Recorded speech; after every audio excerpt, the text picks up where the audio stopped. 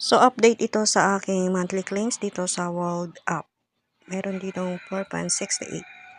So, ito yung aking pang 10th, no? Pang 10th month na monthly claims dito sa aking World App account. So, meron pa akong nare-receive.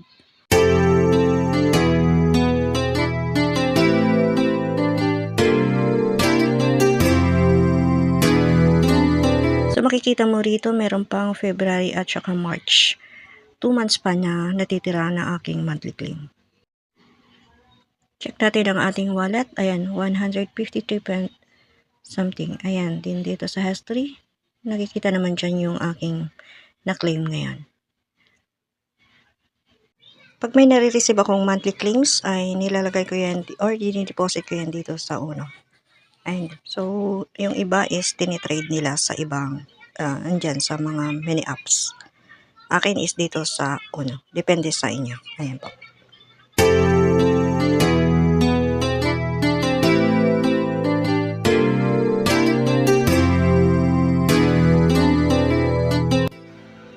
Then dito, daily din, ginagamit ko itong Uno sa pagsaswap. Ayan. So, meron ka din ditong ma-receive daily na World Coin, then weekly iba din yung ma-receive mo na reward dito. So, yung mga patingi-tingi kong nakukuha sa mga mini apps. So, dito ko siya